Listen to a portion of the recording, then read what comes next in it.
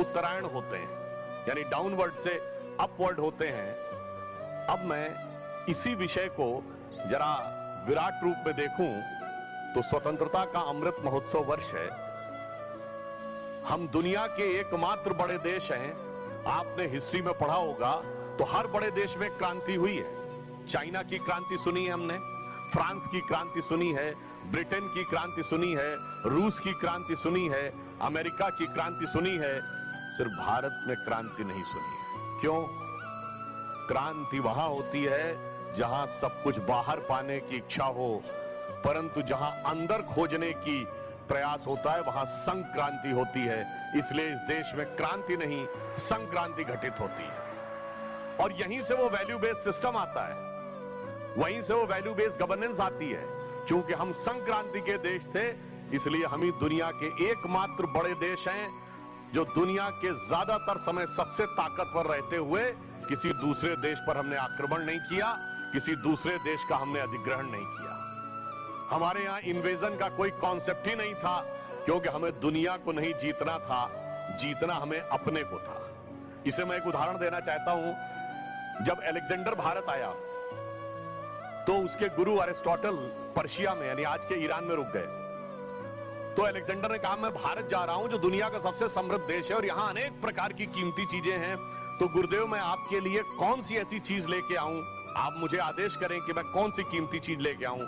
तो उसके गुरु ने कहा कि तुम हीरे जवाहरात कितनी भी कीमती चीज ले आओ, मेरे लिए किसी काम की नहीं है। मैंने सुना है कि वहां कुछ फिलोसफर्स होते हैं जिन्होंने बहुत गहरा ज्ञान अर्जित कर रखा होता, उनमें से अगर कुछ एक लोगों को तुम साथ में ला पाओ, शायद उनसे बातचीत करके मेरे ज्ञान की वृद्धि हो सके। मगर जब वो तक्षशिला में आता है और उसके सैनिक आकर कहते हैं आचार्यों से कि आप चलिए, तो जाने से मना कर देते हैं। तो कहते हैं ये विश्व विजेता सिकंदर का आदेश है। तो जानते हो आचार्य क्या जवाब देता है? उसे तुम विश्व विजेता कहते हो जो अपने हृदय में उत्पन्न हुई विश्व विजय की इच्छा से इस कदर पराजित हो गया कि उसने हजारों लाखों लोगों को मौत के घाट उतार दिया।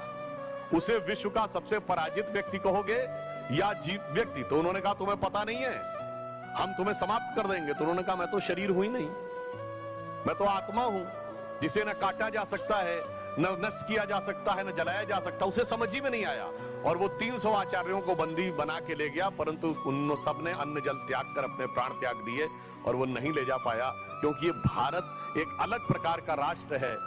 मैं एक उदाहरण देना चाहता हूं। सिर्फ आज से 60-70 साल पहले इस बात को लेकर भारत का, भारतीय संस्कृति और हिंदू धर्म का मजाक उड़ाया जाता था कि यहां कहा जाता है कि ज्ञान प्राप्त करना है तो ध्यान लगा के बैठो। अरे भाई, ध्यान लगाने से कोई ज्ञान प्राप्त होता है?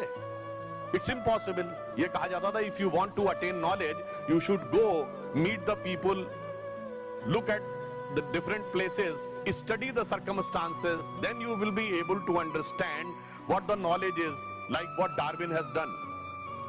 अब मैं पूछना चाहता हूं, आज सिर्फ 50-60 साल गुजरे हैं और नई टेक्नोलॉजी ने हमें क्या सिखाया है? अगर आज हमें अमेरिका का न्यूयॉर्क टाइम्स अखबार पढ़ना है तो 2 तरीके हैं। यहां से अमेरिका की फ्लाइट पकड़िए, आपको लगभग 1 दिन लगेगा पहुंचने में, आज का अखबार कल पढ़िए। और दूसरा है कि अपने हाथ के मोबाइल में न्यूयॉर्क टाइम्स डाउनलोड करिए या कोई अखबार वॉशिंगटन पोस्ट डाउनलोड करिए या ट्रिब्यून डाउनलोड करिए और खट से पढ़ लीजिए। क्यों? ये एक डिवाइस है, डिवाइस में सपोर्टिंग सॉफ्टवेयर है और सपोर्टिंग सॉफ्टवेयर के साथ कनेक्टिंग नेटवर्क है।